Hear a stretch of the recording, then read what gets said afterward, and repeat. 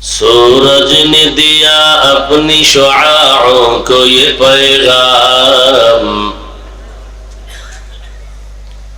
सूरज ने दिया अपनी शुआओं को ये पैगाम। दुनिया है अजब चीज, को भी सुबह को भी शाम। दुनिया है अजब चीज, को भी सुबह को भी शाम। दुनिया में हो दुनिया का तलबगार नहीं हो, दुनिया में हो दुनिया का तलबगार नहीं हो। बाजार से गुजर हो खरीदार नहीं हो, बाजार से गुजर हो खरीदार नहीं हो।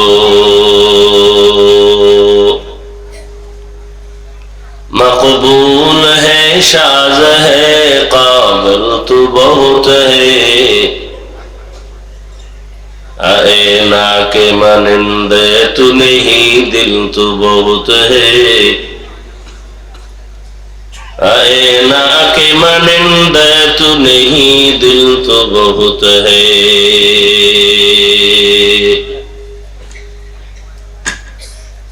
অধ্যক্ষার মাহফিল 11 এপ্রিল 2026।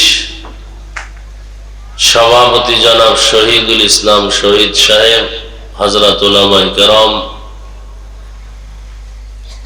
বিভিন্ন জায়গা থেকে আগত আল্লাহ পাকের আশিকিন, জাকিরিন, শাকিরিন, মুহিব্বিন, মুরব্বিয়ান এজম, কলিজার টুকরা আমার সমবয়সী যুবক বন্ধুগণ, স্নেহের ছোট ভাই, পর্দার আড়ালে মা বোনেরা, দয়াময় রব্বুল আলামিনের দরবারে শুকর যে আল্লাহ আমাদেরকে সুস্থ রেখেছেন, আলহামদুলিল্লাহ। জীবনের এক অমূল্য সম্পদ আমাদের সুস্থতা। টাকা পয়সা বাড়ি গাড়ি অনেক কিছুই যদি থাকে আর আপনি অসুস্থ থাকেন, এ জীবনের কোনো দাম নেই। টাকা পয়সা বাড়ি গাড়ি না থাকলেও আল্লাহ যদি সুস্থ রাখেন, এর থেকে সুখের জীবন আর হতে পারে? আল্লাহ আমাদের সুস্থতাকে দায়েমান কবুল করেন। আমাদের মাঝে এখনো যারা অসুস্থ তাদেরকেও পূর্ণ সুস্থ করে দেন। আমাদের মাঝের থেকে যারা বিদায় নিয়ে কবরস্থ হয়ে আছেন, আল্লাহ তাদেরকে জান্নাত দান করেন। রমজানুল মুবারকের ঈদ, ঈদুল ফিতর, এর পূর্বে ও পরে যারা দুর্ঘটনায় হঠাৎ করে জীবন দিয়ে দিল, পানির মধ্যে, গাড়ির নিচে, যেই মৃত্যুর ঘটনাগুলো দেখে সহ্য করা যায় না, আল্লাহ তাদেরকে শহীদি মর্যাদায় জান্নাত দান করুন। আমাদেরকে আল্লাহ চলার পথে কুদরতের দ্বারা ইজ্জতের সাথে হেফাজতের ব্যবস্থা করুন।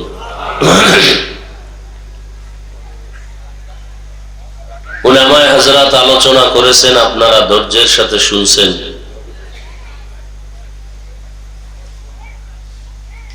আমার আসতে একটু বিলম্ব হয়েছে, মূলত সংকট, গাড়ি নিয়ে আসা,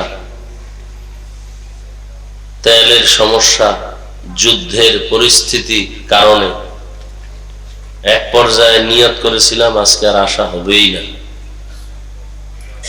মাগরিবের সময় ভিন্ন ব্যবস্থা করে এরপরে আসছি, রওনা দিয়েছি মাগরিবের নামাজের পরে ঢাকার থেকে। যদি গাড়ি না হতো তো আজকে আর আসতাম না।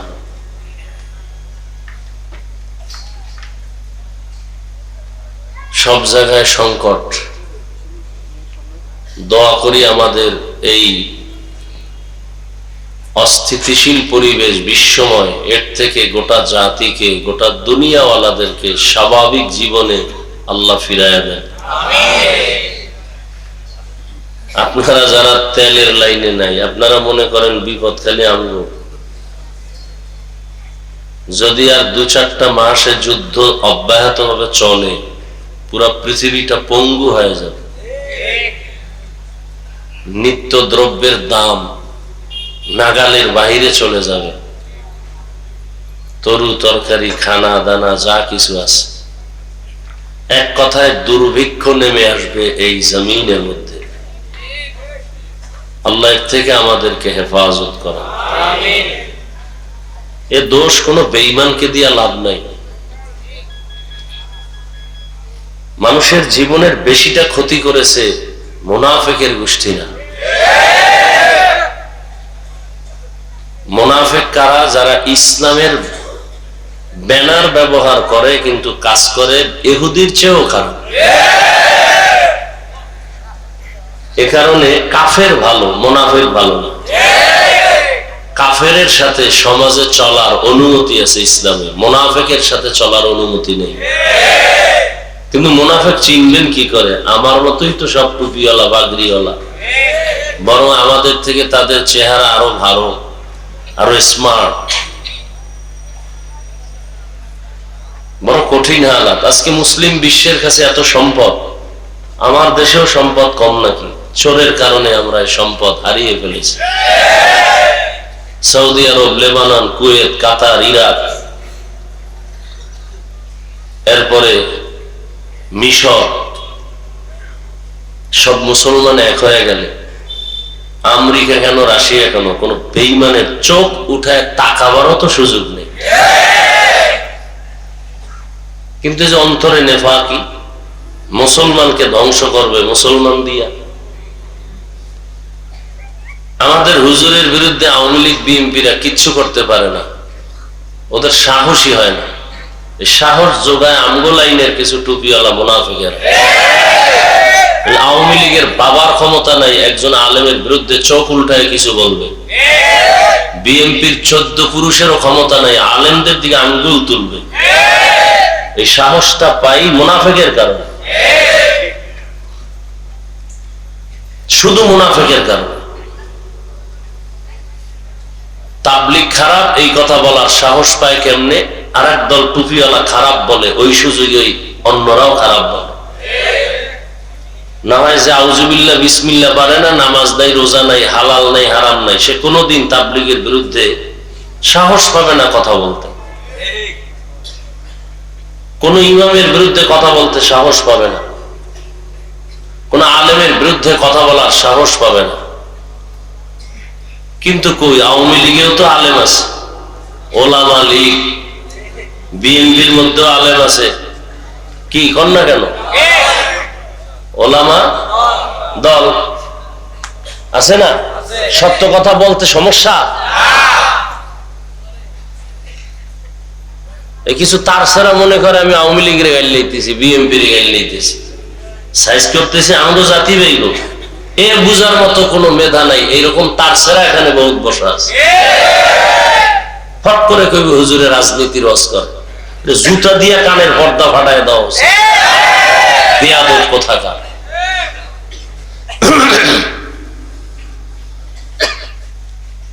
আওয়ামী লীগ করে এরকম আলেম নাই? বিএনপির মধ্যে আলেম নাই? এরা কি ইসলামের জন্য ওই দল করে না ক্ষমতার টাকার জন্য? এজন্য ১৫০০ বছর আগে রসুল বলে গেছেন, আলেম দেখলেই দৌড় দিও না। খবরদার, আলেম দুই ধরনের। দুনিয়াতে সব থেকে ভালো হবে একদল আলেম, আর সব থেকে খারাপ হবে একদল আলেম। আমাদের লাইনে খারাপ বক্তা নাই? নামাজও পড়ে না, বয়ান করে তাকওয়া। গাড়ি তুইটাই টুপি খুইলা মোবাইলে ফেসবুকে মেরাজ করে, জিয়ারত করে। নাই? হাদিয়া না পাইলে লাইভ দেয়, আছে না নাই? এই আমার সাথে বেদবি করছে, আপনারা কোথায় আছেন দেখেন, নাইলে কমিটি সব রাতের ঘুমে মরে যাবে।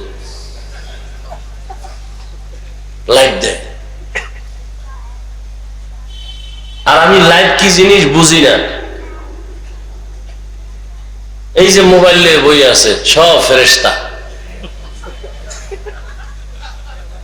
কোন বাপের বেটা থাকলে দাঁড়ায় বলেন তো, হাফিজ ভাই টাচ মোবাইল চালাই আমি, কিন্তু কোনো গুনাহ হয় না হাতের, চোখের, কানের, জবানের, অন্তরের। আপনার কপালে চুমা খাবো বলেন তো? এবার বুঝেন তাহলে আপনাদের চরিত্র বেশি সুবিধা না। যারা টাচ মোবাইল চালায় এদের চরিত্র বেশি।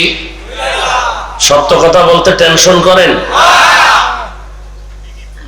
যদি থাকে দাঁড়ান, আমি স্টেজ থেকে নিচে এসে আপনার কপালে চুমা খাবো যে আপনি টাচ মোবাইল চালান কিন্তু গুনাহ করেন না। কত চরিত্রহীন আছে টাচ মোবাইলের মধ্যে লক নাম্বার দিয়ে রাখছে, বউকে জানায় না। এই স্বামী নিঃসন্দেহে চরিত্রহীন, নিঃসন্দেহে চরিত্রহীন।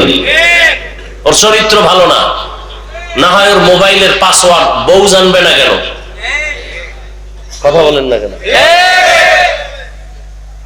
ওটা কুলাঙ্গার, স্বামী নামের কলঙ্ক, চরিত্রহীন।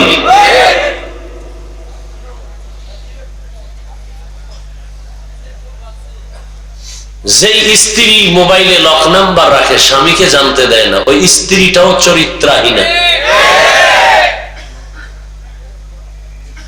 আল্লাহ হেদায়েত দান করুন। বসছেন বেহেশতের বাগানে, মোবাইলটা লইয়া করতেছেন কবিরা গুনাহ। বাহ, চাম কপাল। হ্যাঁ, বসছেন বেহেশতের বাগানে। কেমন বাগান? রসুল বলেন বসার সাথে সাথে সব গুনাহ মাফ। কিন্তু চান কপাইল্লারা মোবাইল নিয়ে ছবি উঠায়, করতেছে কবিরা গুনাহ, কবিরা গুনাহ, কবিরা গুনাহ। যারা মোবাইল নিয়ে ছবি তুলতেছে, পৃথিবীর কোন মুফতি সাহেবের বাবার ক্ষমতা নাই এই ছবি উঠানো হালাল বলার কোন সাহস আছে? স্পষ্টই ছবি তোলা হারাম, হাজার কোটিবার কবিরা গুনাহ হারাম।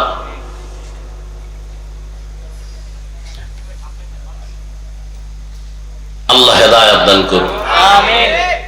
কিছু চালাক আছে, চালাক, অতি চালাক, শুধু চালাক না। কি চালাক? চালাক ভালো, অতি চালাক। অতি চালাকের আর এক নাম বেয়াদব। চালাক ভালো, কি ভালো না? অতি চালাকের আর এক নাম কি? বেয়াদব। এরা বলবে হাফিজ ভাই এত জোরে ফতুয়া দিলেন, এই যে এতগুলো ক্যামেরা বয়ে রয়েছে এগুলো কিছু কর না। ও মনে করছে আমি বলদ, আমি প্রশ্নের উত্তর না যাই না বয়ানে বসছি। আল্লাহ হেদায়েত দান করুন। সংসার ধ্বংস হয়ে গেল এই মোবাইল। সন্তান মা বাবাকে জবাই করে, পেছনে কাজ করে মোবাইল। মা বাবা সন্তানকে হত্যা করে, ভাই ভাইকে জবাই করে, সহযোগিতায় কাজ করে কি? মোবাইল। ছাত্রদের লেখাপড়া ধ্বংস, কি কারণে? মোবাইল। চরিত্র শেষ, শারীরিক দুর্বলতা দিন দিন, হার্ট দুর্বল, চোখের পাওয়ার দুর্বল, কিডনি দুর্বল। কিসের কারণে? অথচ ডাক্তার দেখায় আমার কিডনি যেন নষ্ট না হয়, চোখ যেন নষ্ট না হয়, অথচ অনায়াসে আমাদের পুরো বডি নষ্ট হয়ে যাইতেছে। কিসের কারণে? এই খবরও নাই, অনেকে বিশ্বাসও করে না। কি বলেন আপনি? আমি হুজুর হয়ে বলছি তো এই জন্য কানে ঢুকে না। গুগলে সার্চ দাও যুবকেরা, বাসায় গিয়া টাচ মোবাইল দেখলে শরীরের অঙ্গের কি কি ক্ষতি হয় সব বেরিয়ে আসবে। চিকিৎসা বিজ্ঞানী সব ওপেন থিওরি দিয়ে রাখছে যে কি কি অঙ্গের ক্ষতি হয়, চোখের কি ক্ষতি হয়, কানের কি ক্ষতি হয়, ব্রেনের কি ক্ষতি হয়। এই যে মোবাইল মাথার পাশে রেখে রাত্রে অনেকে ঘুমায়, মোবাইল ব্রাস্ট হয়ে যায়, মোবাইল ব্রাস্ট হয়ে আগুন লেগে মাথা নষ্ট। কারণ এটার মধ্যে একটা ম্যাগনেট আছে। এই যে বাড়ির ছাদের উপরে টাওয়ার লাগায় মোবাইলে, আছে না নাই? দেখবেন যত ঠাড়া পড়ে বিজলি সব ওই টাওয়ারে টানে। 3 কিলোমিটার যত বিজলি হবে সব টাওয়ারে টানবে, এবং এই টাওয়ারের আশেপাশে যারা থাকবে ওদের ব্রেন নষ্ট হবে, দিন দিন ঘাটতি হবে, ব্রেন পারবে না। এটা আমার আব্বার কথা, এত চিকিৎসা বিজ্ঞানীদের থিওরি। যত আধুনিকতা তত মরণ ফাঁক। ফ্রিজ আসছে, খাওয়ার ভিটামিন হজমে লাগছে। ফ্রিজ আসছে, খানার ভিটামিন কি হয়ে গেছে? কথা বলেন না কেন? এটি লেখেন। ফ্রিজের যত ভাত আছে, ভাত ফ্রিজে রেখে যদি আপনি খান, 100 না ওভার 100 চ্যালেঞ্জ, আপনার কোনোদিন ডায়াবেটিস হবে না। এই ভাতে ওজন বাড়তে পারে কিন্তু ডায়াবেটিস হবে না। এবার বুঝেন যে ফ্রিজ কি পরিমাণ ভিটামিন আপনাকে সাপ্লাই দিতেছে।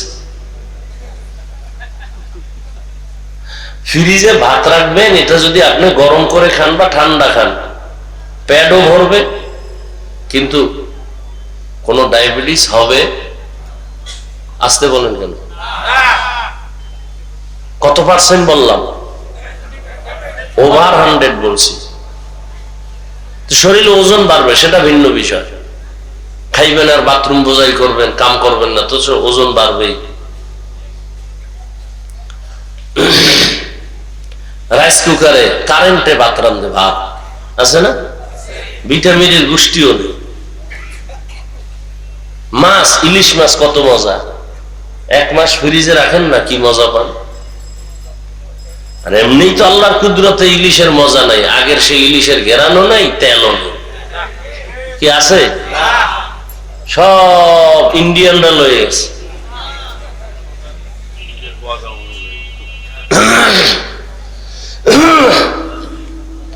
পহেলা বৈশাখ খাবেন না এই গজবের ইলিশ আর পান্তা ভাত?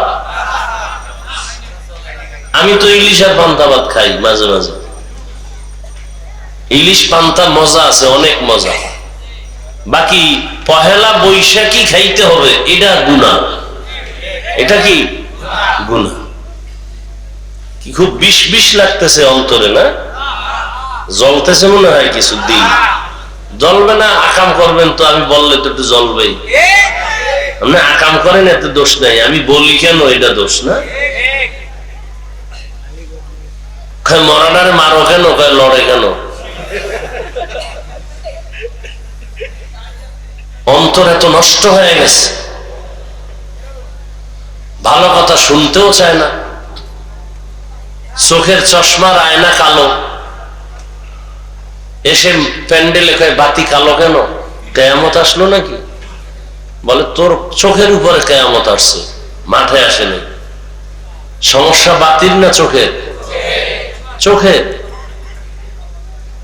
তাবলিগ ভালো, পীর মুরিদি ভালো, কওমি মাদ্রাসা ভালো, আলেম ওলামা ভালো, যারা ভালো বলে না এদের অন্তর খারাপ।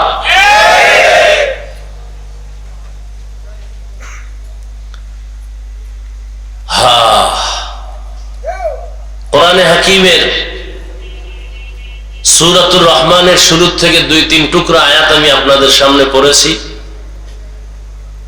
সংক্ষেপ সময় আমি আয়াত এবং রাসূলের তরজমাটা বলে কিছু ব্যাখ্যা আপনাদেরকে শোনাবো। যদি আপনাদের ধৈর্য থাকে, উঠা বসা করলে আমি আস্তে মোনাজাত দিয়ে নেমে যাব, কারণ জোর করে বয়ান শোনাবার জন্য আল্লাহ আমাদেরকে পাঠায় নাই। লা ইকরাহা ফিদ্দীন, জোর করে কাউকে নামাজি বানানো যাবে না, বানাইলে সওয়াব হবে না। জোর করে কাউকে কালেমার রশি গলায় দেয়া যাবে না, দিলেও কোনো সওয়াব। যে দাড়ি রাখবে না তাকে জোর করে দাড়ি রাখানো যাবে না, রাখাইলে সওয়াব। তাহলে কি করা যাবে? শুধু বুঝানো যাবে।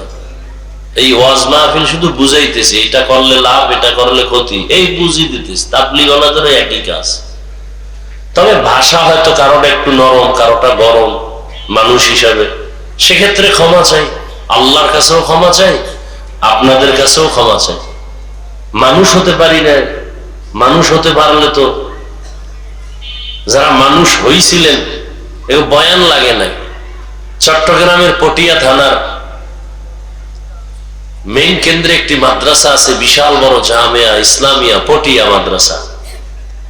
ওই মাদ্রাসার বাণী প্রতিষ্ঠাতা মুফতি আজিজুল হক রহমাতুল্লাহ আলাইহি, এরা মানুষ ছিলেন। স্টেজে বসে নাহমাদুহু বললেই পুরো ময়দানের মধ্যে একটা কিয়ামতের আলামত শুরু হয়ে যায়।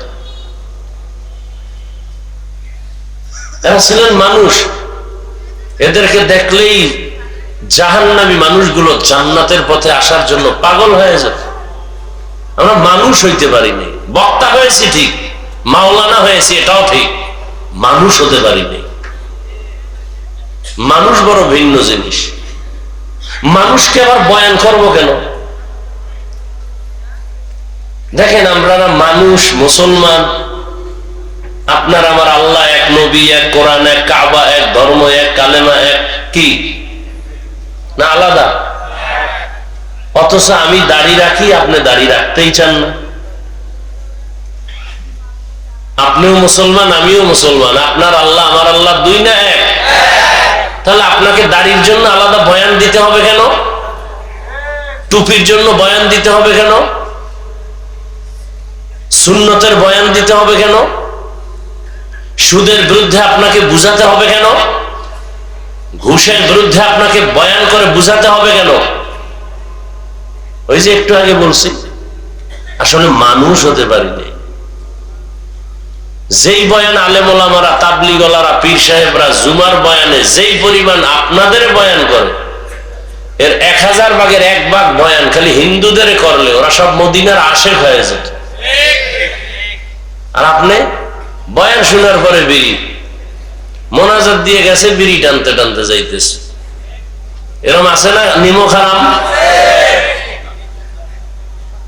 কি বয়ান শুনলো? মোনাজাত দেওয়ার পরেই বিড়িতে, মোনাজাতে বোধহয় বিড়ি চাইছে। সুদের টাকায় ব্যবসা, বাহাদুরির ভাব, খায় হারাম, করে মায়ে আপন গর্ভধারিণী মায়ের সাথে জিনার গুনাহ, বাহাদুরি করে। যারা সুদের সাথে জড়িত 24 ঘন্টা কার সাথে জিনার গুনাহ করে? গর্ভধারিণী আপন মায়ের সাথে জিনার গুনাহ। এই কথা বললে সুদখোরের মনে শান্তি না কষ্ট? কিছু কিছু তার সেরারা মনে করবে, হুজুরে আমারে চিনলো কেমনে, যে বৈশেই যে আমারে ধরলো। চিন্তা করছে সুদ খাওয়া হালাল না হারাম?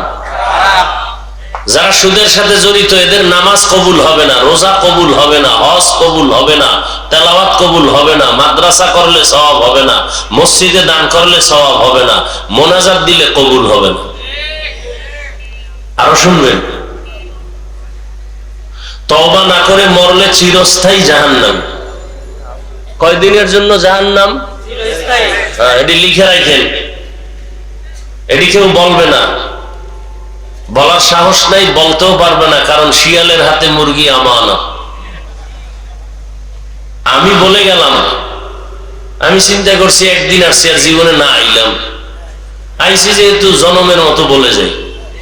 কিন্তু মসজিদে আগামী জুমায় যদি এই বয়ান চলে, সূর্য ডুবার পরেই নোটিশ আসবে, ইমাম সাহেব 1 মাসের ছুটি।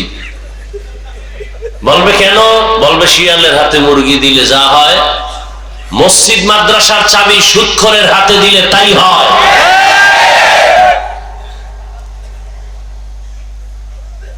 আল্লাহ হেদায়েত দান করুন। সুদখোরের মতো নিকৃষ্ট মানুষ দুনিয়াতে নাই। কয়েকটা সুদখোরের নাম লেখা ধান খেতে রাখলে ওই ধান খেতে আর পোকা আসে না। এবার বুঝেন ওরা কেমন দামি।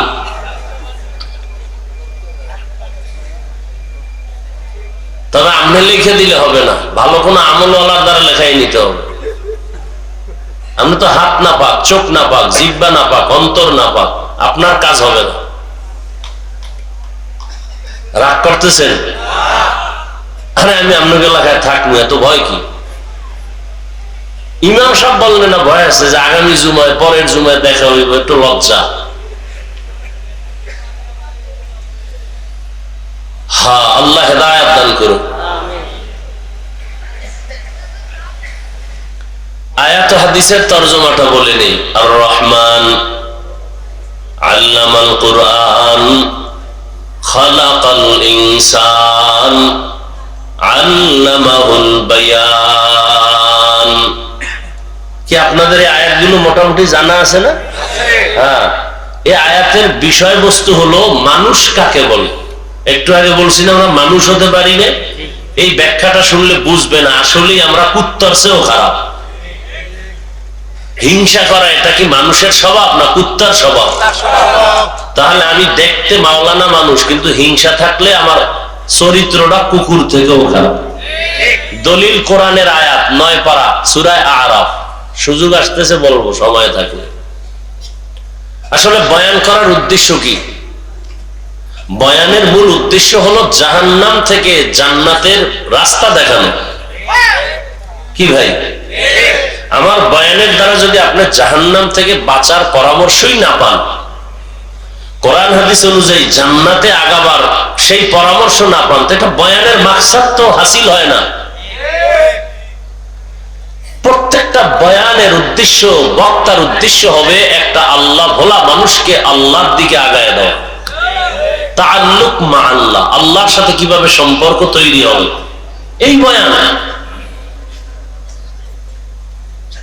আর বয়ানের দ্বারা যদি আল্লাহর সাথে সম্পর্কের সেই বিশ্বাসটা, সেই অনুভূতিটা না আসে, তো কিসের বয়ান এগুলো? আপনাকে এত বয়ান করে, যে একটু আগে বললাম আমিও মুসলমান, আপনিও মুসলমান, আমি টুপি খুলতে চাই না, আপনি টুপি দিতে চান না, কারণ কি? আপনার আমার আল্লাহ এক, নবী এক, কোরআন এক, কাবা এক, ধর্ম এক, কালেমা এক, আমি দাড়ি কাটতে চাই না, আপনি রাখতে চান না, কারণ কি? আমি বেপরদায় চলতে চাই না, লজ্জা, আপনি বেপরদায় পর্দা করতে চান না, লজ্জা, কারণটা কি?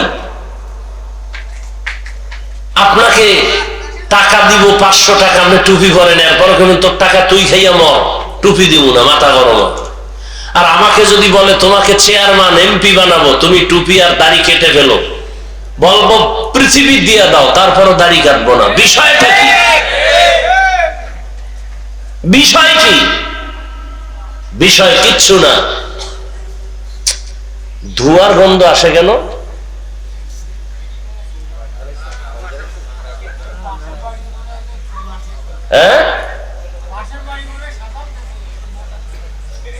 প্রচন্ড ধোঁয়ারা আসতেছে, গন্ধ, বিড়ির গন্ধ না, ধোঁয়া, ধোঁয়া, ধোঁয়া, এটা কোথাও কিছু জ্বালাচ্ছে, মহা মুসিবত, আমাদের জন্য খুব ক্ষতিকর এই বিষয়গুলো। ওই আইসা ঢুকছি রুমে, একেবারে হুজুরে আসবে, একেবারে খুব মোহাব্বত লাগে, এমন স্প্রে মারছে, 5 মিনিট গামছা দিয়ে নাকটা আটকায় রাখছে, আবেগ, কঠিন ধোঁয়ার গন্ধ আসতেছে, অসহ্যকর অবস্থা, কঠিন অবস্থা, শ্বাস বন্ধ হয়ে যাওয়ার অবস্থা। এরা চিন্তা করে যে হুজুরে আসছে যেহেতু একটু টের পেয়ে যাও, আমরা এই সিপার ভিতরে আছি।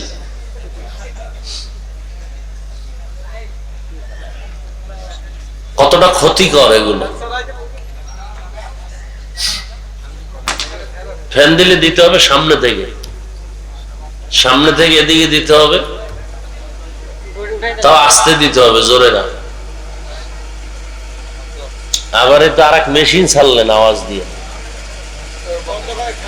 বন্ধ করেন, ফ্যান বন্ধ করে দেন।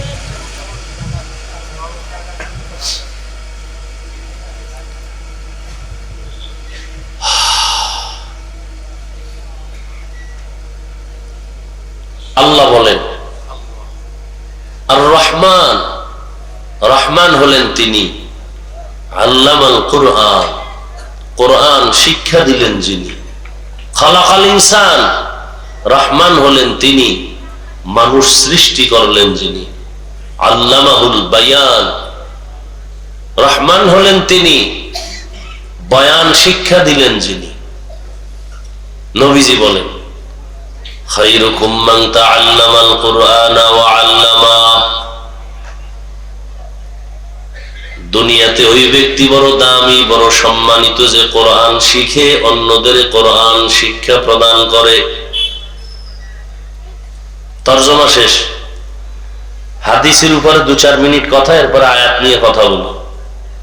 নবীজি বলছেন দুনিয়াতে শ্রেষ্ঠ ওই ব্যক্তি যে কোরআন শিখে, বলেন না কেন, সহযোগিতা করেন, অন্যকেও শিক্ষা দেয়, তাদের মতো দামি আর কেউ নাই।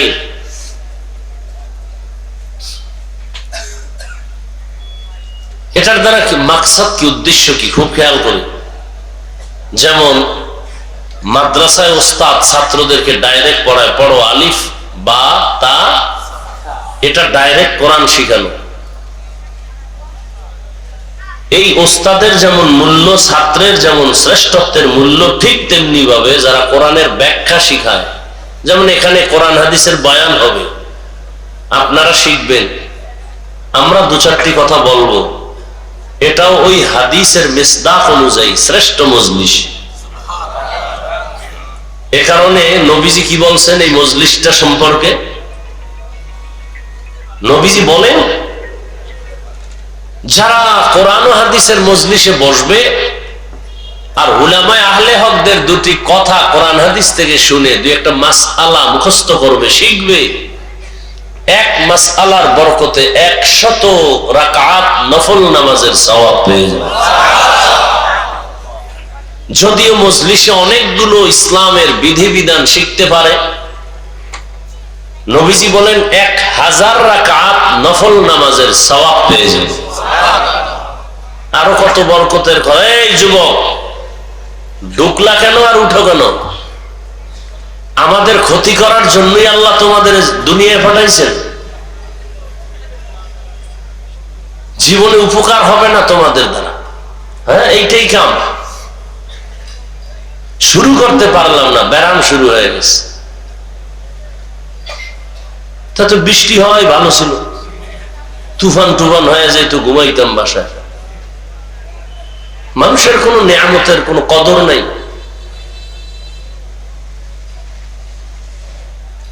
বসার যদি দীর্ঘ টাইম বসার অভ্যাস না থাকে, কেন আমাদের চোখের নজরে থাকেন? আপনারা দূরে থাকেন, কমিটি মাইক লাগাইছে না দূরে? আপনাদের ব্যারামওয়ালাদের জন্যই তো এত দূরে মাইক লাগানো, যে বহু দূরে বসে বিড়ি টানবেন আর ওয়াজ শুনবেন, ফজর নামাজ না পড়ে ঘুমাবেন, খালাস। আমাদের সামনে আসবেন, বসবেন, আবার ডিস্টার্ব কেন করবেন? অন্যের ক্ষতি কেন করবেন বলেন? কত মানুষ বসে বয়ান শুনতেছে, আপনি উঠে গিয়ে কতটা ডিস্টার্ব করেন।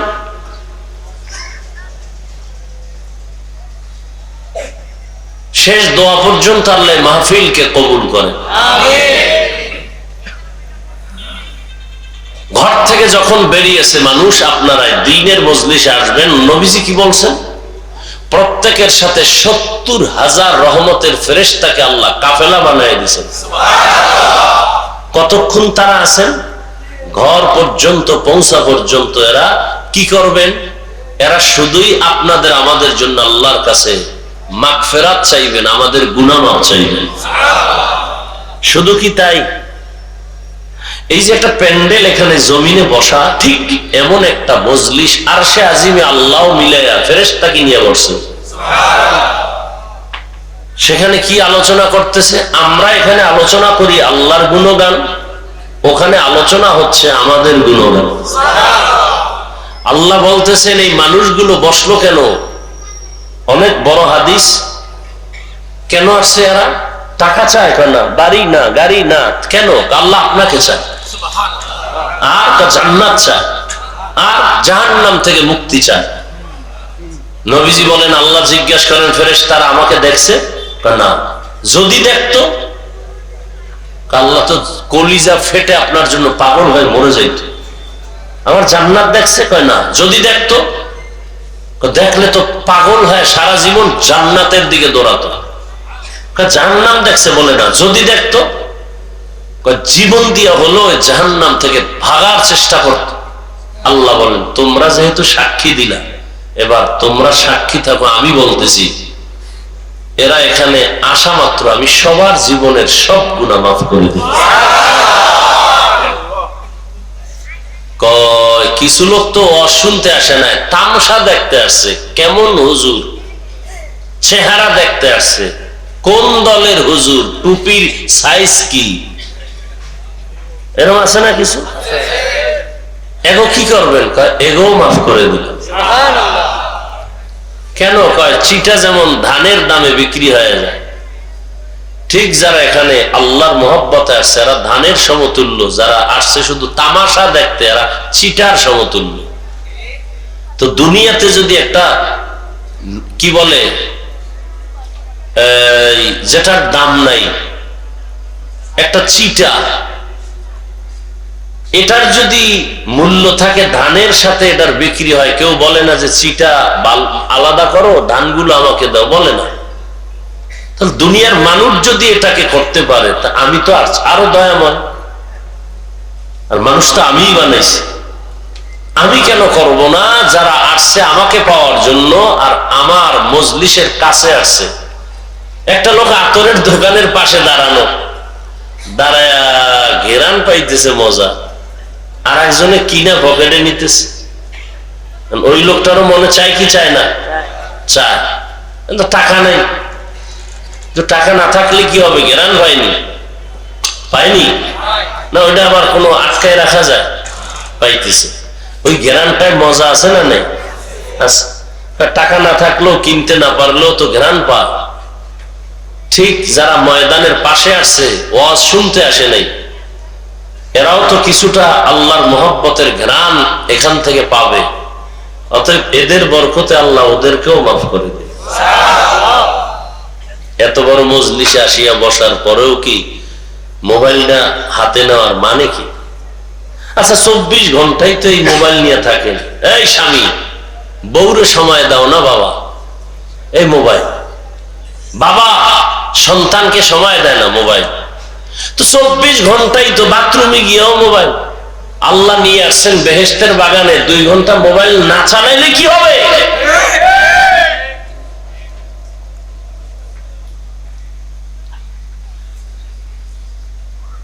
সবসময় তো মোবাইল নিয়ে থাকেন। বেহেশতের বাগানে 1-1.5 ঘন্টা মোবাইল হাতে না আনলে কি হবে? কি ক্ষতি হবে বলেন?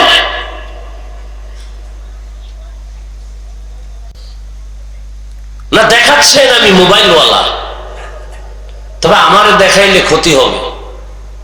বয়ানের পরে দেখবেন জিনেরা মোবাইল নিয়ে গেছে। বহু জিন এখানে আছে মোবাইল নেওয়ার জন্য। জিনেরা দেখা যায়, মোবাইল চোরেরও দেখা যায়। খালি কপালে হাত দিয়া মাইকলারে কইবে মোবাইল ঘোষণা দাও। আবার ওই স্টেজের তলে, জুতার তলে খুঁজে মোবাইল নিয়েছে, জিনে তলে খুঁজে মোবাইল, এখানে মোবাইল আছে। মোবাইল দেখাইয়েন না।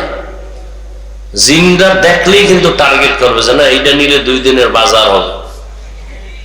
দেখাইয়েন না, জিনেরা দেখলেই কিন্তু নিয়ে যাবে। শেষে আমও যাবে, সালাও যাবে। আল্লাহ, তাহলে এটা একটা শ্রেষ্ঠ মজলিস। কিসের কারণে? কোরআনের কারণে। কিসের কারণে? কোরআনের কারণে। সোহবতে সালে তোরা সালে কুনা, সোহবতে তালে তোরা তালে কুনাতে জমানা, সোহবতে বা আউলিয়া বেহতেরাজ সদ সালা তাআত বেরিয়া।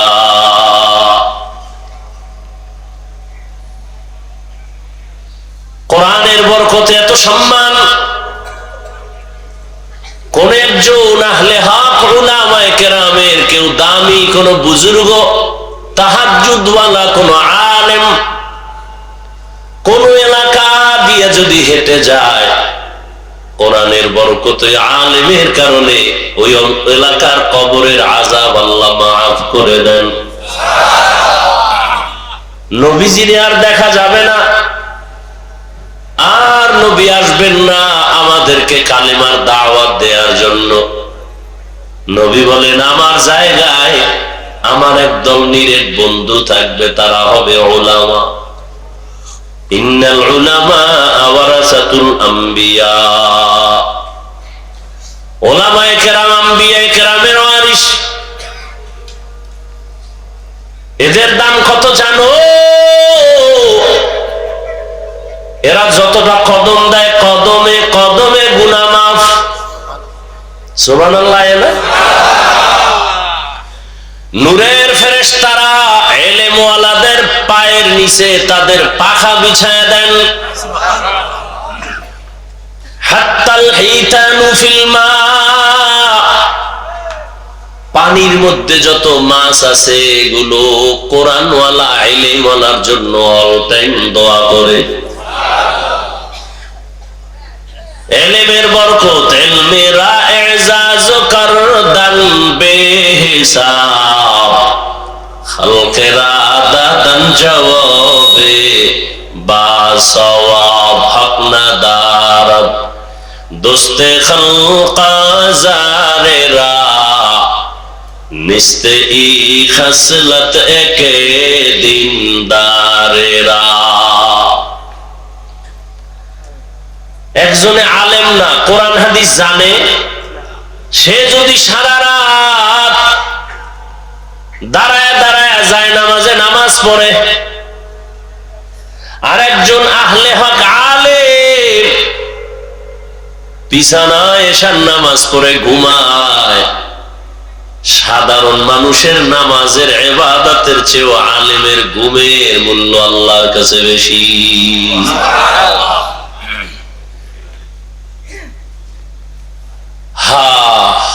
কত মর্যাদা! কিয়ামত পর্যন্ত এই জাতিকে জান্নাতের পথ দেখাবে একমাত্র উলামায়ে আহলে হক। আর কোনদিনে জমিনে আবু বকর, ওমর, ওসমান, আলী আসবেন না। বড় বড় আউলিয়া আব্দুল কাদের জিলানী, খাজা মুঈনুদ্দিন চিশতি আজমেরি, ইমাম গাযালি আর আসবেন না। ইমাম আবু হানিফা আসবেন না। ফাকিহুন ওয়াহিদুন, কি হাদিসটা কি? আসাদ্দু ফাকিহুন ওয়াহিদুন, একজন ফকিহ কোরআন হাদিস রিসার্চ করে মাসআলা বের করেন। আসাদ্দু আলা শাইতানি মিন আলফি আবেদ, 1000 আবেদ। কয় হাজার আবেদ? বুঝেন তো, খালি ইবাদত করে কিন্তু ইলম নাই। 1000 আবেদের থেকেও একজন ফকিহ আল্লাহর কাছে দাম।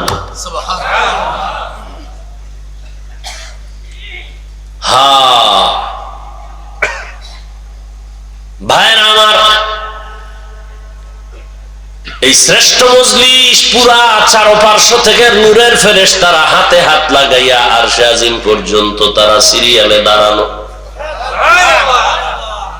এখান থেকে যদি কেউ মোনাজাত দিয়া তওবা করে বিদায় হয়, রহমতের নবী বলতেন মায়ের গর্ভের বাচ্চা যেমন দুনিয়াতে নিষ্পাপ ভূমিষ্ঠ হয়, কোরআনের বাগান থেকে একজন মানুষ ওই রকমই নিষ্পাপ বাড়িতে ফিরে যায়। সোহবতে সালেহ তোরা সালেহ কুনাত, সোহবতে তালে তোরা তালে কুনাত। আল্লাহ রসুল বলেন যারা কোরআন শিখে, যারা শিখায় তারা দামি। শুধু তাই না, একজন আলেম কোরআনের হাফেজ এই মাদ্রাসায় পড়ে 5 ওয়াক্ত নামাজ বা জামাত আদায় করেন, কিন্তু গরিব, শীতের পোশাক কেনার টাকা নাই, বাবা খানার টাকা দিতে পারে না। এই ছেলেটা কোরআন পড়ে আর একজনে খানা দেয়, আছে না? মশারি কিনে দেয়, কিতাব কিনে দেয়, জামা কিনে দেয়। কত টাকাওয়ালা আছে বলে একজন ইতিম সন্তানকে আমি আলেম বানানোর খরচটা মাসে মাসে দিব, দাও মাদ্রাসায় পড়াও।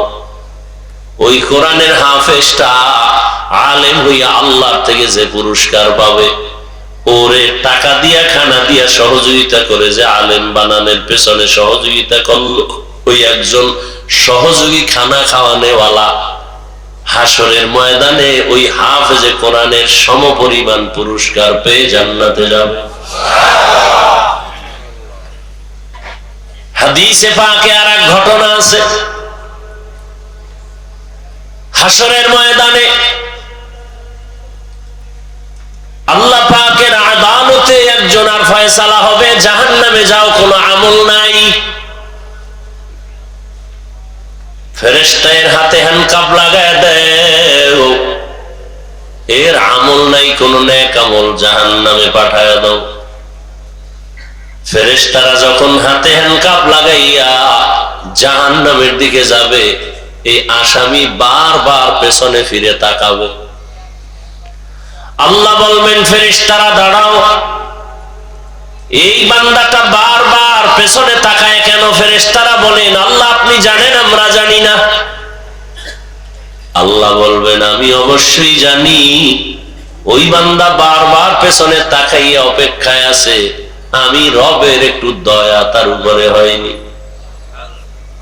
ও চায় আমি একটু দয়া করিনি, আচ্ছা দাঁড়াও তো দেখি তো কোনো দয়া করার লাইন আছে। নবীজি বলেন, আল্লাহ বলবেন ফেরেশতাদের আমলনামাটা একটু তল্লাশি করো, দেখো কোনদিন কোরআন শিখছেনি। আমলনামা তল্লাশি দিয়ে দেখবে কোনদিন কোরআন হাতেও নেয় নাই। না, আল্লাহ নেয় নাই, কোরআনের সাথে সম্পর্ক নাই। আচ্ছা দেখো তো কোরআন ওয়ালা যারা, তাদের সাথে একটু সম্পর্ক আসেনি দেখো, এমন একজনের সাথে মহব্বত আছে কিনা যে আলেম। ফেরেশতারা আমলনামা তল্লাশি করে দেখবে এমন কোন পরিচয় নাই, জীবনে আলেমের সাথে মুসাফাও করে নাই। আল্লাহ কইবে এবার শেষবারে একটা ঝাড়া দাও। কি বলবে? দেখো এই বান্দার সাথে এমন কোন বন্ধু আছে নিজে বন্ধুর সাথে আলেমের মহব্বত আছে। ফেরেশতারা তল্লাশি দিয়ে দেখবে, হ্যাঁ এই বান্দার একজন বন্ধু আছে, ওই বন্ধুর সাথে আলেমের সম্পর্ক। আল্লাহ বলেন আজকে তো সুপ্রিম পাওয়ার নিয়ে আমি আল্লাহ বলছি, আমি রহিম নামের দরজা খুইলা রাখছি, রহমান নামের দরজা দিয়া ওই সূত্রে টান দিয়া আলেমের মহব্বতের সূত্রে আমি তাকে জান্নাতি বানায় দিলাম। আতিনা ফি দারে দুনিয়া না হাসান, আতিনা ফি দারে উকবা না হাসান, ইয়া গিয়াসাল মুস্তাগীসিন ইহদিনা লফতিখারা বিল উলুমে ওয়াল গিনা। হর গরিদে नेको तू तैयार है, जो न मंगे उससे तू बेजार है। आलेमेर एत सम्मान किसेर कारणे बोलेन? कुरान। ए कारणेई तो रहमतेर नबी दुनियाते आसेन। কোন জায়গায় বলতে পারবেন? নবীজি আসছেন দুনিয়াতে কোন জায়গায়? আপনাকে যশোরে? কোথায়? মক্কা নগরীতে আসছেন আমার রহমতের নবী। কেমন অবস্থা যখন মক্কার মানুষ ছিল চরিত্রহীন, লম্পট, এতটাই খারাপ, নারী পুরুষ একসাথে উলঙ্গ হয়ে বাইতুল্লাহ তাওয়াফ, নারী দেখতে পছন্দ লাগে না। কন্যা হলেই বাবার মাথা নত হয়ে যায়, সমাজে মুখ দেখাবো কেমনে, ছেলে হলে খুশি। বুঝেন কত খারাপ। ১৫০০ বছর পর আমার দেশের সমাজে এখনো কিছু কুলাঙ্গার আছে, মেয়ে হলে বেজার হয়। আসেনি? বউয়ের সাথে রাগ করে কথা বলে না। ফেতনির ঘরের ফেতনি সব মেয়ে দাও কেন? সন্তান কি বউ দেয়? কে দেয়? কেমন তার সেরা বোকা। সন্তান দেয়ার মালিক কে? না শাহজালাল? লিল্লাহি মুলকুস সামাওয়াতি ওয়াল আরদ ইয়াখলুকু মা ইয়াশাউ ইনাসা ওয়া ইয়াহাবু লিমান ইয়াশাউ যুকুর আও ইউযাওবিজুহুম যুকরানা ওয়া ইনাসা ওয়া ইয়াজআলু মান ইয়াশাউ আকিমা ইন্নাহু আলিমুন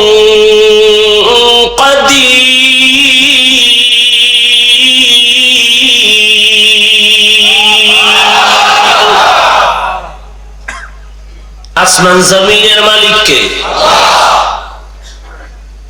খালি মানুষের পাওয়ারের মালিক জনগণ, এটা আল্লাহর কাছে নাই। হ্যাঁ, যদি কেউ বলে সব ক্ষমতার মালিক জনগণ, কে সব ক্ষমতার মালিক? কে? আহা, وتعز من تشاء وتذل من تشاء بيدك الخير إنك على كل شيء قدير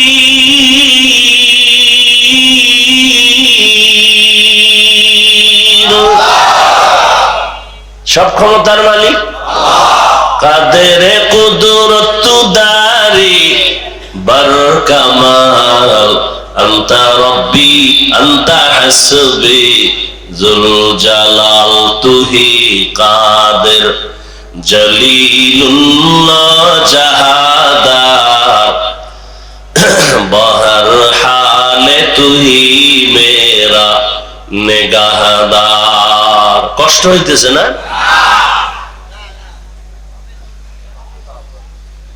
ভাই আপনার দাওয়াত বলে আলহামদুলিল্লাহ, আপনার বাড়ি কয় নাউজুবিল্লাহ। জিন্দেগি মে বন্দেগি তু করনা হে, जिंदगी में बंदगी तू करना है, जिंदगी बे बंदगी शर्मिंदा है, जिंदगी बे बंदगी शर्मिंदा है। दुनिया में हो दुनिया का तलबगार ना हो,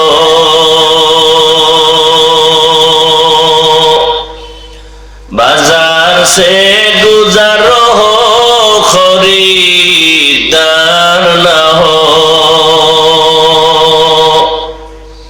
ये दुनिया एक मिसल कागज फूल है, ये दुनिया एक मिसल कागज फूल है, जिंदगी में बंदगी तू करना है,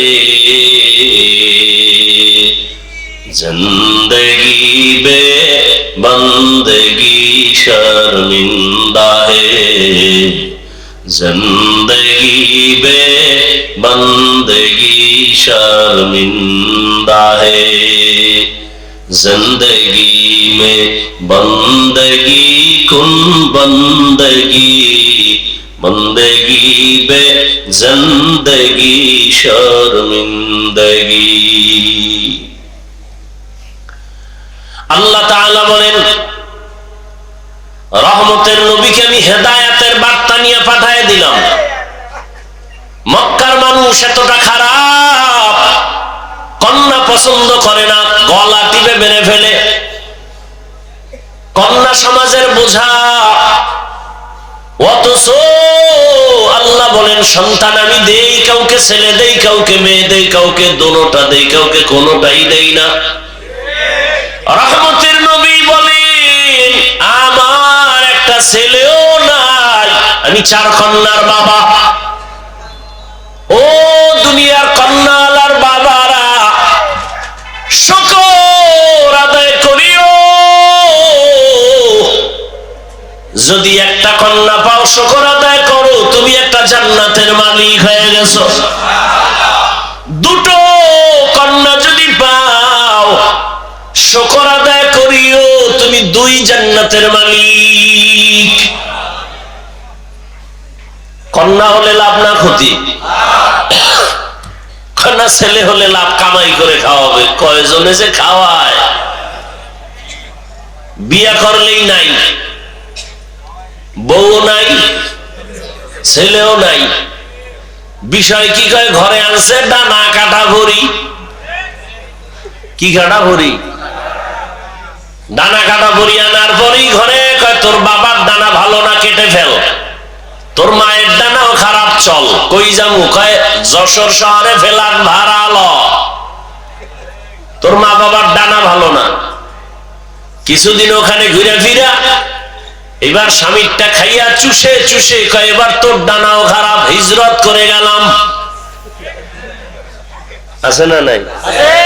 ডানা কাটা বুড়ি, এটার ব্যাখ্যা কি আমি বুঝি না। আল্লাহ হেদায়াত দান করুন। সন্তান দেওয়ার মালিক কে? ছেলেকে দেন, মেয়েকে দেন, দোনোটা কে দেন? কোনোটাও দেন না, ক্ষমতা কার? আর আপনি স্লোগান দেন ছেলে হোক মেয়ে হোক, দুটোর বেশি নয়, একটা হলে আরো ভালো হয়, না হইলে আরো ভালো। আহা, কপাল পুড়েছে আমার। আল্লাহর জাতের কসম, ইসলাম রহমতের নবী নারীর মর্যাদা যে পরিমাণ বাড়িয়েছে, দুনিয়াতে কোন ধর্মে নারীর মর্যাদা বাড়ায় নাই। সব ধর্মে নারীর উপরে করেছে জুলুম, ইসলাম নারীর দিয়েছে অধিকার, নারীর সম্মান। এটা না বুঝার কারণে আমগো কিছু মারা রাস্তায় নেমে বলে আমগো অধিকার আদায় করতে চাই। কেমনে কয়? পুরুষ মাটি কাটবে, আমরাও কাটবো, অধিকার আদায় করবে। আল্লাহ হেদায়াত দান করুন। একটা সন্তান, কন্যা সন্তান, বাবার ঔরসে থাকবে সম্মান, বাবা তার রক্ষণাবেক্ষণ করবে। মেয়েটা বিয়া দেওয়া পর্যন্ত কোনো চাপ দেওয়া যাবে না, কষ্ট দেয়া যাবে না। স্বামীর ঘরে যাবে, স্বামী তার লালন পালনের ভরণ পোষণের দায়িত্ব নিবে, স্ত্রী কোথাও কষ্টের কাজ করবে না। আবার যখন বৃদ্ধা হয়ে যাবে, সন্তান মায়ের খেদমত করবে। আল্লাহর ইবাদতের পরে মায়ের খেদমত। ওয়া কাযা রাব্বুকা আল্লা তা'বুদু ইল্লা ইয়্যাহু ওয়া বিল ওয়ালিদাইনি ইহসানা। আল্লাহর ইবাদতের পরে মা বাবার সাথে ইহসান করো হে সন্তান। ধমক দিয়ে মা বাবার সাথে কথা বলবা না, এমন কোন আচরণ করবা না যে মা কষ্ট পেয়ে বলবে আহ বা ও। আল্লাহ হেদায়াত দান করুন। এরে আমার কলিজার যুবক, মা বাবার দোয়া ছাড়া কসম আল্লাহর জীবন সফল কারো হবে না। তুমি জানো না ওই মা কত রাত ঘুমাতে পারে নাই, তোমাকে আমাকে ঘুম পাড়াইতে গিয়া নিজে ঘুমায় নাই। কি কষ্ট জীবনে মাকে দিয়েছো। মা বাবা শীতের দিন কষ্ট করেছে, তুমি জানো না। কত বাবা ছিল গরিব, মনে চাই ইলিশ মাছ দিয়া খানা খাবে, টাকার অভাবে মাছ কিনতে পারে নাই। মা ফল খাবে, টাকা নাই, কিনতে পারে না। আজ টাকাওয়ালা সন্তান, তোমার ঘরের ফ্রিজে কত মাছ কত ফল, কিন্তু কি লাভ হবে? যারা আফসুস করেছে তারা সাদা কাপড়ের প্যাকেট হয়ে আছে, চাইলেও আর খাওয়াইতে পারবা। ওই মা বাবা যার বেঁচে আছে, এই রত্ন হারাইও না রে যুবক। ওই মা বাবার থেকে দোয়া নাও, কপাল খুলে যাবে। জাকির নায়ক একজন ডাক্তার, আর আমার দেশের তাসলিমা নাসরিনও একজন ডাক্তার। গোটা দুনিয়ার মানুষ জাকির নায়কের জন্য পাগল।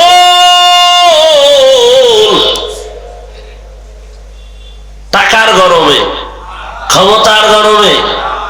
আর তাসলিমা নাসরিনের জন্য মানুষ ধিক্কার জানায়। ও মইরা গেল, ওর লাশটা বাংলাদেশে আসবে না।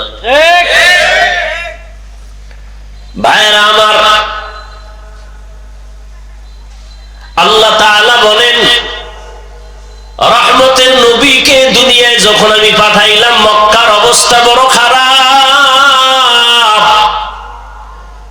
এতটা করুণ ওই মক্কার মানুষের চরিত্র, এত খারাপ। কন্যা সন্তান পছন্দ করে না। কন্যা হলে বাবা পাগল, আপন কন্যাটার গলা টিপে দুনিয়াতে পাথর চাপা দিয়া মেরে ফেলেছে। অথচ তাকায় দেখছি যার ঘরে ছেলে আছে মেয়ে আছে, খবর নিয়ে দেখে একটা ছেলের অন্তরে যেই পরিমাণ বাবার প্রতি মায়া ভালোবাসা, এর থেকে শতগুণ মায়া একটা মেয়ের অন্তরের ভেতরে চলে। মা বাবা অসুস্থ হয়ে গেলে ছেলে বলে সুস্থ হয়ে যাবে, আর মেয়েটা যদি শ্বশুর বাড়ি থাকে পাগলের মতো কান্না করে, আমার আব্বার কি হালাত, পাগলের মতো দৌড়ায়, আমার আব্বা অসুস্থ, ঘরে থাকতে চায় না, পাগলের মতো হয়ে যায়। রহমতের নবী বলেন আমিও চার কন্যার বাবা, আমার কন্যার কথা যখন মনে পড়ে সহ্য করতে পারি না। আমার কনিষ্ঠ কন্যা ফাতেমা, নবী কোথাও যদি যাইতেন সর্বশেষ ফাতেমার থেকে বিদায় নিয়ে যাইতেন। আবার দাওয়াতের কাজ শেষ করে যখন রহমতের নবী বাসায় ঢুকতেন, সবার আগে ফাতেমার ঘর দিয়া তারপরে নবী বাসায় যেতেন। একদিন নবী আসছে, তার নাতি হাসান হুসাইনের খবর নাই, ফাতেমার খবর নাই। আজ নবী ঘরের দরজায় সালাম দিছে, আসসালামু আলাইকুম ইয়া আহলাল বাইত। ঘরের থেকে কোনো আওয়াজ নাই, নীরব নিস্তব্ধ। ও পর্দার আড়ালের মা বোনেরা ভালো করে শুনেন, রহমতের নবী ফাতেমার বাড়ির দরওয়াজায় দাঁড়িয়ে সালাম দিতেছেন, কোনো জবাব নাই। আবার আওয়াজ দিলেন, আসসালামু আলাইকুম ইয়া আহলাল বাইত। ও ঘরওয়ালা, দরজা খোল। এখনো কোনো আওয়াজ নাই। মায়ার নবী আবার পেরেশান হয়ে গেলেন, নাকি আমার নাতিও মারা গেল, না আমার ফাতেমাও মারা গেল। আবার আওয়াজ দিলেন, আসসালামু আলাইকুম ইয়া আহলাল বাইত। ঘর থেকে আওয়াজ আসতেছে ফাতেমার কচি কণ্ঠ। রহমতের নবী, ঘরের মধ্যে চুপচাপ বসে আছি, দয়া করে আজ দেখা দিয়েন না, আপনার সামনে দাঁড়াবার মতো কোনো কাপড় আমার নাই। রহমতের নবী কান্না করে। রহমতের নবী একটা চাদর দিয়ে কয়, মা চাদর পরে আসো। দরজা খুলে দেখে সামনে মাটির উপরে ফ্লোরে নাতি হাসান একদিকে ঘুমায়, হোসাইন একদিকে ঘুমায়। নানার কণ্ঠের আওয়াজ পাইয়া হাসান হুসাইন লাফ দিয়ে উঠে নানার গলা জড়ায় কাঁদে আর কয়, ও নানা, আম্মুর বিচার করো, আমাদের আজ খানা দেয় নাই, আমরা না খেয়ে কান্না করে করে মাটির মধ্যে পড়ে গেলাম। ফাতেমাও কাঁদে, হাসান কান্দে, নবীও কান্না করে। এমন করুন হালাত। ফাতেমা রাদিয়াল্লাহু আনহা বলেন, রহমতের নবী, ঘরের চুলায় আগুন জ্বলে না, খানা নাই। আমার সন্তান আপনার নাতি হাসান হোসাইন কাঁদতেছে, কি দিব? পাতিলার মধ্যে পাত্রে পানি গরম করে সান্ত্বনা দিয়েছি, একটু অপেক্ষা কর, খানা রেডি হবে তারপরে খাবে।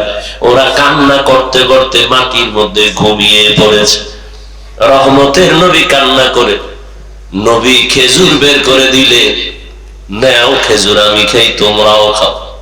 রহমতের নবীর বরকতি হাত মুবারকের খেজুর খেয়ে 3 দিন 4 দিনের ক্ষুধা জায়গায় নিবারণ হয়ে গেল।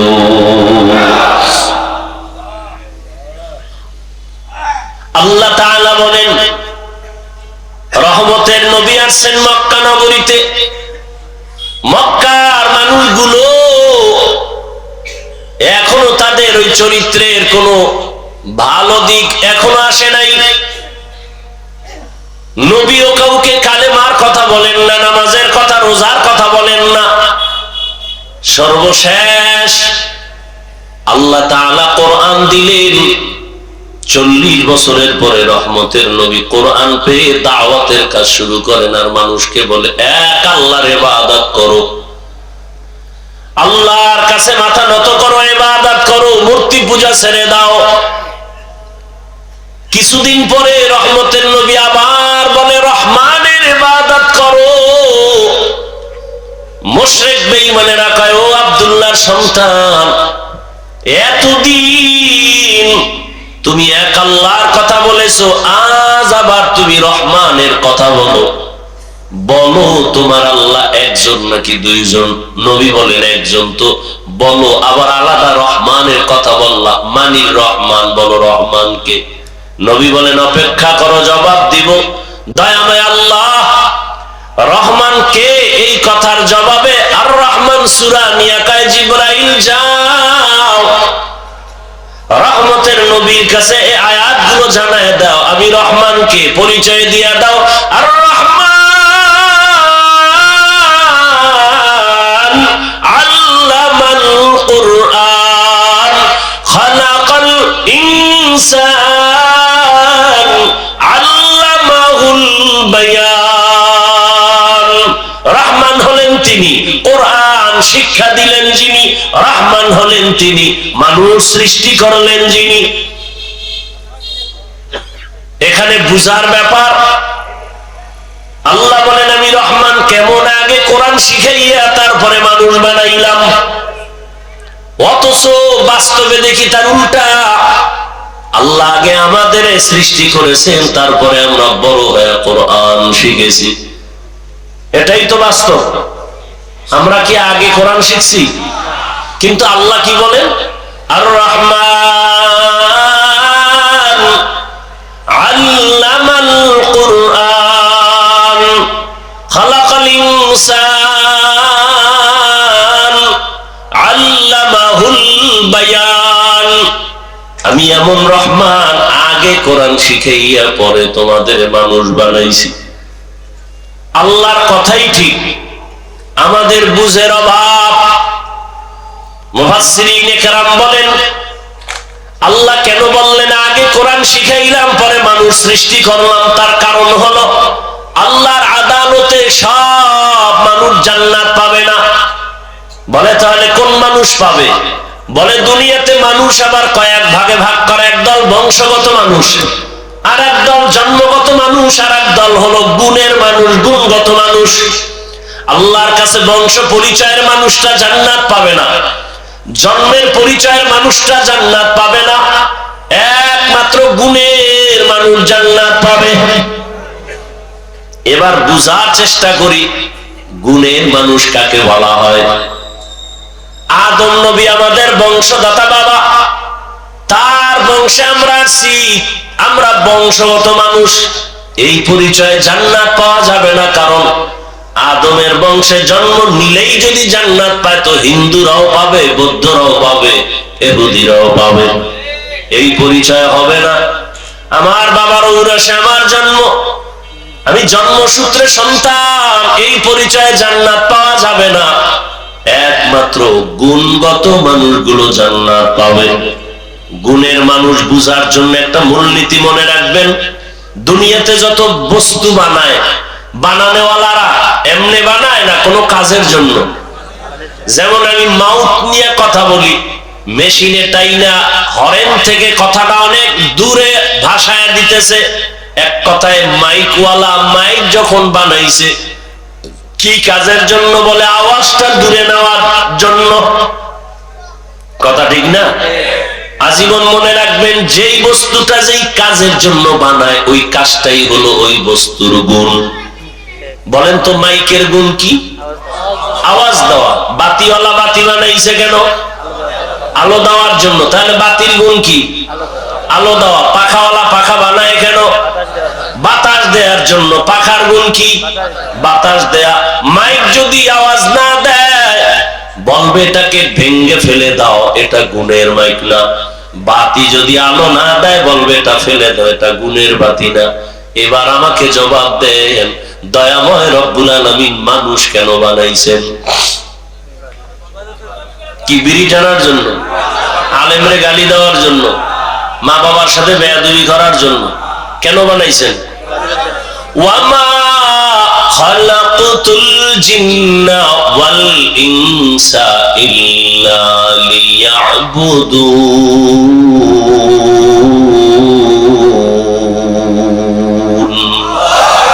মা খালাকতুল জিন্না ওয়াল ইনসি বাখা জুজ ইবাদত নিস্তে মাকসুদ আজ্জাহা।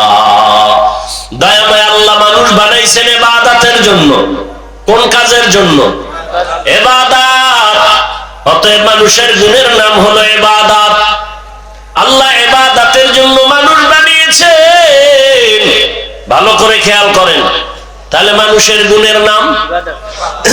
এখন এই ইবাদতটা কি মন গড়া না কোনো নিয়ম আছে? আছে, আছে। কয় নিয়ম জানতে হলে কোথায় যাও? বলে কোরআন ধরো। সব নিয়ম কোথায় আছে? কয় কোরআন বুঝি না। কেমনে? কয় হাদিস ধরো, কোরআনের ব্যাখ্যা হাদিস। বলে কোরআন হাদিস কিছুটাই পারি না। বলে কোরআন হাদিস বুঝার জন্য উলামায়ে কেরামের কাছে যাও। উলামায়ে কেরামের থেকে কোরআন হাদিসের ব্যাখ্যা যাই না, নিয়ম অনুযায়ী ইবাদত করলে তুমি গুণের মানুষ। গুণের মানুষ হলেই তুমি বিনা হিসাবে জান্নাতি। এই দিকে ইঙ্গিত করে আল্লাহ বলেন, আর রহমান আল্লামাল কুরআন খালাকাল ইনসান। আমি রহমান কোরআন শিখাইয়া মানুষ বানাইছি। অর্থাৎ যারা কোরআনের নিয়ম যাই না ইবাদত করবে তারা গুণের মানুষ, এরা জান্নাতি। তাহলে গুণের মানুষ হতে হলে লাগবে কোরআন, কোরআন বুঝতে হলে লাগবে হাদিস, বুঝতে হলে লাগবে ওলামা। তাহলে সব কথার মূল কি? কোরআন হাদিস না বুঝা ইবাদত হয় না। ইবাদত না করলে গুণের মানুষ, গুণের মানুষ না হলে জান্নাত কপালে আসবে। এদিকে ইঙ্গিত করে আল্লাহ কয়, কোরআনের মাধ্যমে ইবাদত করিয়া যারা গুণের মানুষ হবে তারা জান্নাতি। আল্লাহ বলেন, এদিকে ইঙ্গিত করে বললাম আমি আগে মানুষ বানাই না, আগে কোরআন শিখায় তারপরে মানুষ বানাইছি। ও আল্লাহর বান্দারা, এই গুণের মানুষ তৈরি হওয়ার ফ্যাক্টরির নাম হলো মাদ্রাসা। সারা দুনিয়ার বেঈমান আর মুনাফিকরা পাগল হয়ে গেছে, মাদ্রাসা তালা লাগাও, মাদ্রাসা বন্ধ করো। কি এবার শিখবে কি? শিখবে স্কুলে কি? সরওয়াতে অজাগর, সরায়াতে আফা। কথা বলেন। আর মাদ্রাসায় কি পড়ে? সরওয়াতে ওযু, সরায়াতে আল্লাহ। ঠিক নেই? হ্যাঁ, স্কুলে পড়ো বাধা নাই, কলেজে পড়ো বাধা নাই, ডাক্তার হও, ইঞ্জিনিয়ার হও, প্রফেসর হও। তবে আদর্শ গুণের মানুষ হতে হলে উলামায়ে কেরামের ছোঁয়া লাগাও। উলামায়ে কেরামের ছোঁয়া পাইয়া স্কুল কলেজের ছাত্ররা নামাজি। বলেন, ডাক্তার, প্রফেসর, ইঞ্জিনিয়ার, আলেম ওলামাদের ছোঁয়া পেয়ে 5 ওয়াক্ত নামাজি আসেনি। অতএব স্কুলে পড়া খারাপ। কত যুবক রাস্তায় গাড়ি চালায়, নামাজ পড়ে নাই? নদীর মধ্যে মাছ ধরে নামাজ পড়ে, কৃষি কাজ করে নামাজ পড়ে, র্যাব, আর্মি, পুলিশ, বিডিআরের চাকরি করে নামাজ পড়ে। ও পর্দার আড়ালের আম্মা জান, আপনার মতো কত মা, কত বোন এই এলাকায় আছে নামাজি পর্দাওয়ালা নাই? এবার তাদেরকে বলবো, যারা পর্দা করেন না, নামাজ পড়েন না, দাড়ি রাখেন না, ও যুবকেরা, আপনার কপাল এত খারাপ কেন? আপনার মতো যুবকটা যদি রাস্তায় গাড়ি চালায়, নামাজ পড়ে, কলেজে পড়ে নামাজ পড়ে, ডাক্তার নামাজ পড়ে, আপনার কপাল কেন খারাপ? ও মা, আপনার মতো মা যদি নামাজ পড়তে পারে, আপনি কেন বেপরদায় রাস্তায় গুণের মার্কেটে দৌড়ান? এখনো সময় আছে, গুণের মানুষ হইয়া কবরে যান, সন্তানটাকে কোরআন পড়ায় আদর্শ ডাক্তার বানায় দেন। ও যুবক, মা বাবার দোয়া নিয়ে ডাক্তার হও, জীবন ডাক্তার জাকির নায়েকের মতো হবে। আর যদি বেয়াদবি করো মা বাবার সাথে, আলেমদের সাথে, শিক্ষকের সাথে, তাসলিমার পরিণাম ফল হবে। এখনো সময় আছে, তওবা করো, মনে মনে আল্লাহকে বলো। আর নামাজ ছাড়বা না, দাড়ি কাটবা না, বেপরদায় চলবা না, মা বাবার দোয়া, শিক্ষকের দোয়া, উলামায়ে কেরামের দোয়া নিয়ে চলবা, নবীর আদর্শ মেনে চলবা। মা বোনেরাও তওবা করেন আর বেপরদায় চলবেন না। সন্তানটাকে কোরআনওয়ালা বানাবেন, ডাক্তার ইঞ্জিনিয়ার বানাবেন, পর্দা করবেন, স্বামীর মাল হেফাজত করবেন। মুরব্বীরাও তওবা করেন আর নামাজ ছাড়বেন না, বেপরদায় চলবেন না। সন্তানটাকে আদর্শ ইঞ্জিনিয়ার, প্রফেসর, ডাক্তার বানাবেন। তওবা করার মতো যদি অন্তর থাকে, মুনাফিকি না থাকে, খাঁটি তওবার নিয়তে দুটো হাত আল্লাহকে দেখায় দেই। আয় আল্লাহ, হাতগুলো কবুল করে নেন, তওবা কবুল করে নেন, তওবার উপরে মজবুত হয়ে চলার তৌফিক দান করেন, আমিন। আলহামদুলিল্লাহি রাব্বিল আলামিন, ওয়াসসালাতু ওয়াসসালামু আলা সাইয়্যিদিল আমবিয়াই ওয়াল মুরসালিন ওয়া আলা আলিহি ওয়া আসহাবিহি আজমাইন। ইয়ামিন ইয়া আরহামার রাহিমিন, ইয়া আরহামার রাহিমিন। রব্বিরহামহুমা কামা রব্বায়ানি সগীরা। আল্লাহুম্মা ইন্নাকা আফুউন কারীম তুহিব্বুল আফওয়া ফা'ফু আন্না। اللهم إنا نسألك رضاك والجنة ونعوذ بك من سخطك والنار. اللهم إنا نعوذ بك من البرص والجنون والجذام وسيء الأسقام. রব্বুল আলামিন, মেহেরবানি করে আপনি আমাদেরকে মাফ করে দেন, উলামায়ে কেরামদের কবুল করে নেন, মুরব্বী, হাজী সাহেব, ব্যবসায়ী, চাকরিজীবীদের কবুল করে নেন, যুবক ছাত্রদের কবুল করে নেন, পর্দার আড়ালের মা বোনদের কবুল করে নেন, মাদ্রাসা কবুল করে নেন, এলাকাবাসীকে কবুল করে নেন। আয় আল্লাহ, গুনাহমুক্ত তওবাওয়ালা জীবন দান করেন। আয় আল্লাহ, আয়োজনকারী, সহযোগিতাকারী, দান সদকাকারীদের কবুল করে নেন। এলাকার ঘরে ঘরে শান্তি দান করেন। আমার কলিজার যুবকদের 5 ওয়াক্ত নামাজি, কোরআন পড়নেওয়ালা বানায় দেন। মোবাইলের গুনাহ থেকে আমাদের হেফাজত করেন। লেখাপড়া যারা করে পরীক্ষার্থী কামিয়াবি দান করেন। সারা দুনিয়ার মানুষকে আপনি শান্তি দান করেন। যুদ্ধরত অবস্থা থেকে জাতিকে স্বাভাবিক জীবনে ফিরাইয়া দেন আল্লাহ। প্রবাসের জীবনে যারা আছে, ব্যবসা চাকরিতে বরকত বাড়ায়া দেন, হেফাজত করেন। বাংলাদেশ শান্তির দেশ বানায় দেন। আয় আল্লাহ, দেশ ও দ্বীনের জন্য যারা জীবন দিল তাদের মাফ করে দেন। এখনো যারা চেষ্টা করে কবুল করে নেন। দয়াময় আল্লাহ, যারা চাকরি করে, ব্যবসা করে, রুজিতে বরকত বাড়ায় দেন। হারাম থেকে হেফাজত করেন, অভাব দূর করে দেন, ঋণ আদায়ের ব্যবস্থা করে দেন আল্লাহ। মা বোনদের কবুল করে আবেদা, পর্দাওয়ালা বানায় দেন। আয় আল্লাহ, দাম্পত্য জীবন সুখময় করে দেন। আয় আল্লাহ, আমাদের আদবওয়ালা, বিনয়ী বানায় দেন, বেয়াদবির থেকে হেফাজত করেন। আয় আল্লাহ, মাদ্রাসা, মসজিদ সহ সমস্ত শিক্ষা প্রতিষ্ঠান নবীর আদর্শে কবুল করে নেন। আয় আল্লাহ, ইলম, হিলম, হিকমত, আমলে বরকত বাড়ায়া দেন। উলামা, তোলাবা, উম্মতের অন্তরে ইজ্জত, মুহাব্বত, রূহ বাড়ায়া দেন। সামিঈন, নাযিরিনদের অন্তরে ইজ্জত, মুহাব্বত, রূহ বাড়ায়া দেন। আয় আল্লাহ, ইজ্জতের সাথে সারা দুনিয়ায় খেদমতের জন্য কবুল করে নেন। পরমুখাপেক্ষী থেকে হেফাজত করেন। নবীজির সুন্নাতওয়ালা ইজ্জতের জীবন দান করেন। নবীজির রওজা মুবারক বাইতুল্লাহ জিয়ারতের জন্য কবুল করে নেন। মুখালিফের মুওয়াফিক বানায় দেন। জাহিরি বাতিনি দুশমনের মোকাবেলায় বিজয় দান করেন। আয় আল্লাহ, সাবিরিন, শাকিরিন, জাকিরিনদের অন্তর্ভুক্ত বানায় দেন। আয় আল্লাহ, আমানতের যথাযথ হক আদায়ের তৌফিক দান করেন। আয় আল্লাহ, মাদ্রাসার খেদমত করে আসাতেজায়ে কেরাম, তালিবুল ইলমদের আমানতদার, মুখলিস, বিনয়ী বানায় দেন। দায়ী ভাবে যা প্রয়োজন কুদরতের দ্বারা ব্যবস্থা করে দেন। আয় আল্লাহ, মেহেরবানি করে নবীজির রওজা বাইতুল্লাহ জিয়ারতের জন্য কবুল করে নেন। আয় আল্লাহ, আমরা যারা হাত তুলেছি জানি না কারা ইয়াতীম, বাবা নাই, অনেকের মা নাই। মেহেরবানি করে সবার কবর জান্নাত বানায় দেন। যারা বেঁচে আছেন হায়াত বাড়ায় দেন। অসুস্থ যারা কুদরতের দ্বারা সুস্থ করে দেন। আওয়াজে কথায় রুহানিয়াতে স্পষ্টতা রূপ বাড়ায় দেন। আয় আল্লাহ, চলার পথে ইজ্জতের সাথে হেফাজত করেন। আমাদের জানমাল, স্ত্রী, পরিবার, সন্তান কুদরতের দ্বারা হেফাজত করেন। আয় আল্লাহ, দীর্ঘ নেক হায়াত দান করেন। নবীজির মুহাব্বতে আমাদের দোয়া কবুল করে নেন। সাল্লাল্লাহু তাআলা আলা খাইরি খালকিহি মুহাম্মাদ ওয়া আলিহি ওয়া আসহাবিহি আজমাইন বিরহমাতিকা ইয়া আরহামার রাহিমিন।